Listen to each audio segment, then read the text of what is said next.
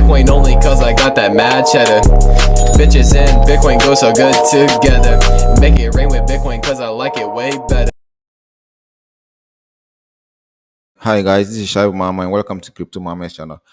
Today we are going to look at how to analyze the market from a quantitative approach and as well as how to analyze the market in a qualitative approach. And in what I mean quantitative and qualitative is that in the quantitative aspect we are going to look at numbers that actually drives the market.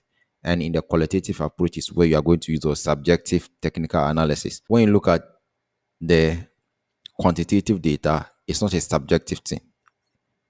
It is what it is. It is either A or it is B. It is not something that you have to use your personal discretion, like how you do in technical analysis to determine where you should take your trade and that. So without wasting my time, let's get straight into the video. But make sure you subscribe and click the notification bell if you are new here.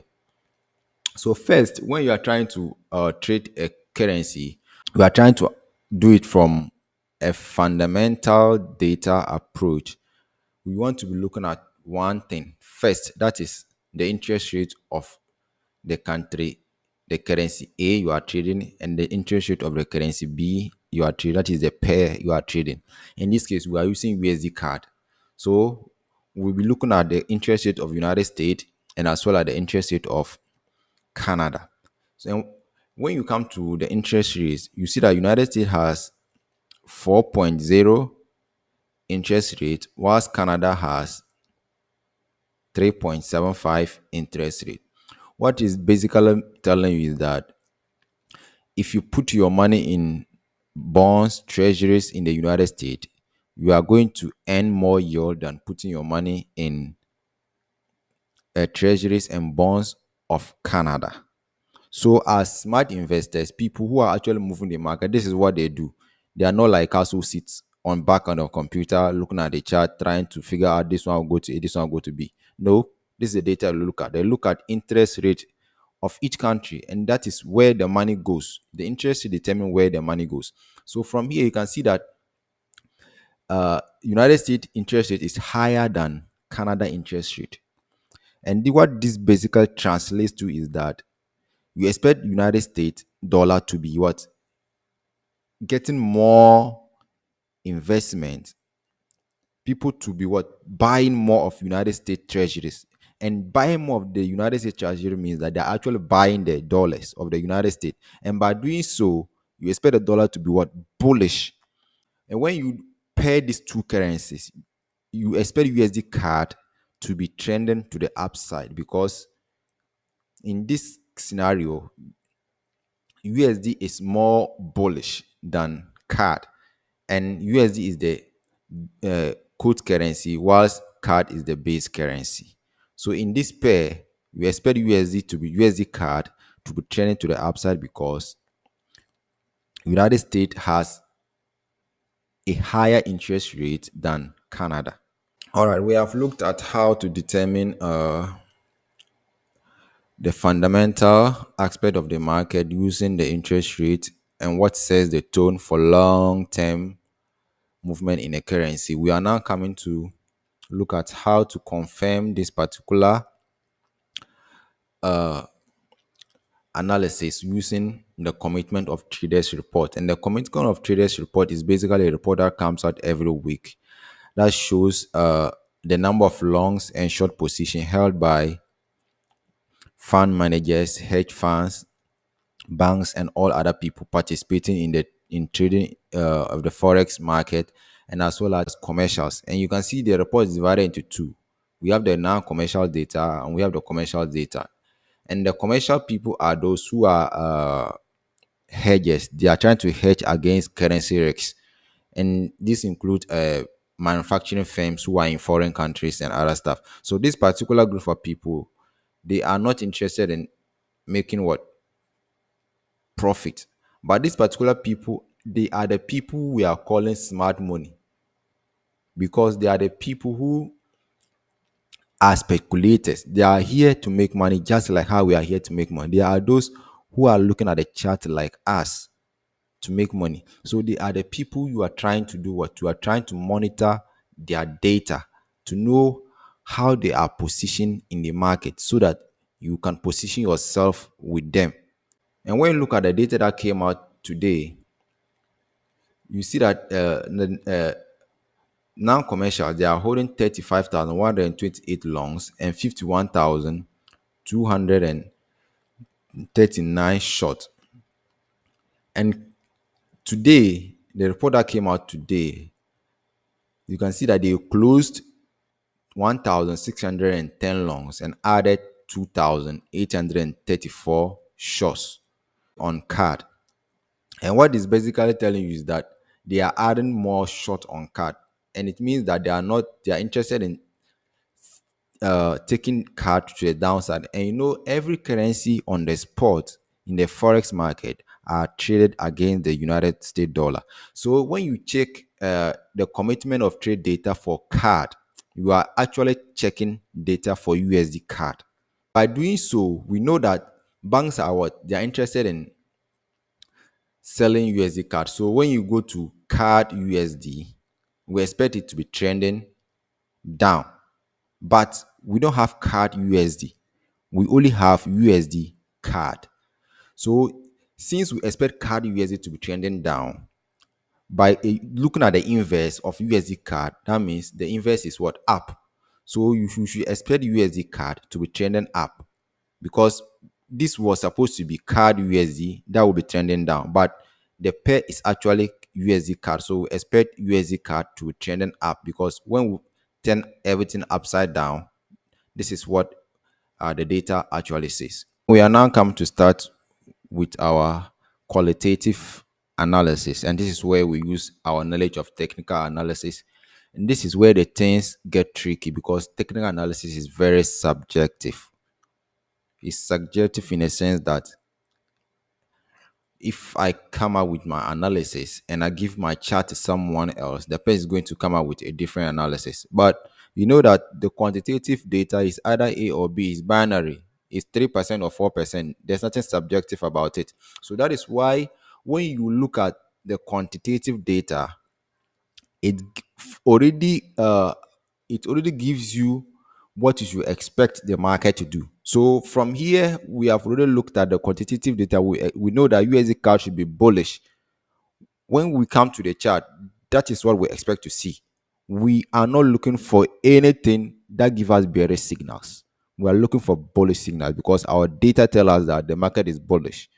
So this is where you have blocked one aspect of the things that will make you lose money, that will make you do bad trading.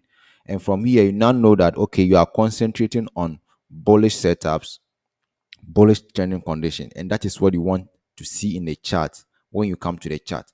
And when we come to the chart on the monthly, you see that the market has broken above this monthly high here and came back and retested this particular high. You see this long wick. It came back and retested this monthly high here and created a low around here. And it also created a monthly high here. So from here, in the monthly aspect or in the monthly time frame, this is your dealing range. This is the range you expect the market to be trading into. So from after retesting here, you possibly expect the market to at least go and retest the monthly high or possibly break it to the upside. All right, after looking at our interest rate, our COT data, and our monthly chart, we can see that the COT data, the interest rate, and the monthly are all telling us that USD card is bullish. So now we are now coming to our weekly, and from our weekly to you can see the market is making higher highs and higher lows.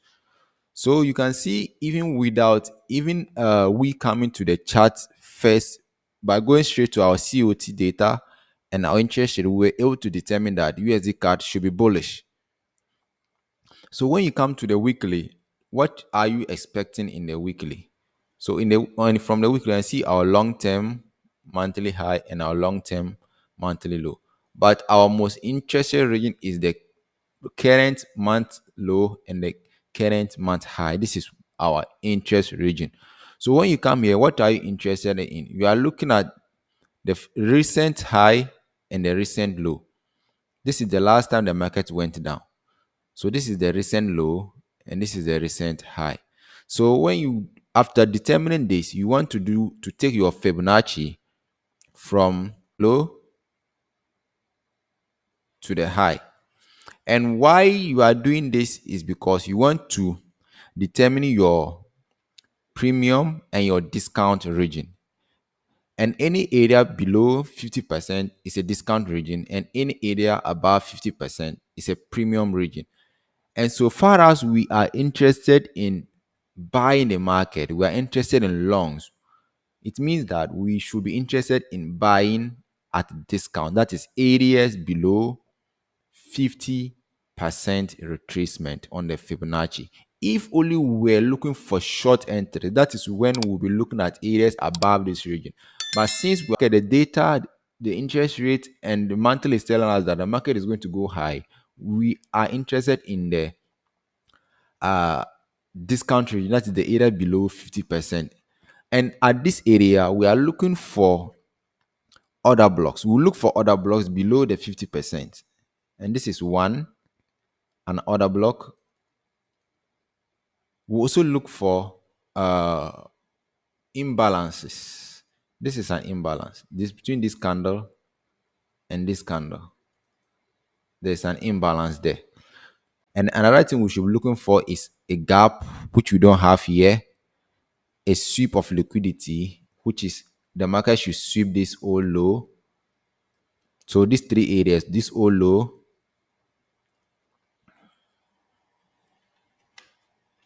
all low.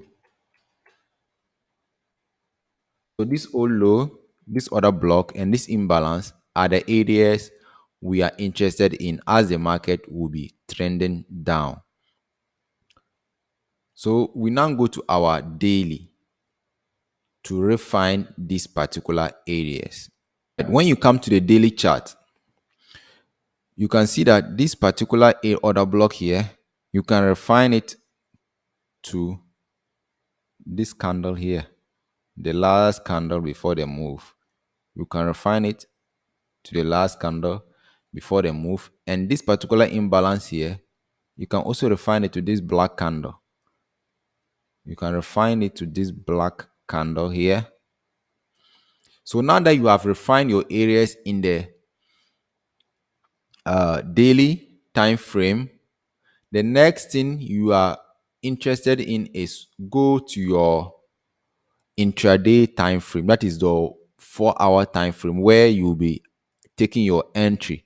And in the 4-hour time frame, you are equally going to be looking at this level and this level. And as the market trades to this level, you want to be looking for shift in market condition. You want to be looking for shift in structure to take your trade. If the market doesn't shift structure here, you won't take your trade blindly just like that. If the market doesn't shift structure here, it means possibly the market will trade all the way back here. But if the market shifts structure here, or if the market change environment here, this is where you will now be looking for entries. So let's go to the 4-hour and I'll show you how you could have taken this trade. All right, when you come to a 4-hour time frame, you can see that same scenario here. As the market was trending down, the market was making lower lows and lower highs until this level. You see here, this was the last area the market made what? A lower low. And this is the area you can see from here. Here, this region, the market shift structure to the upside.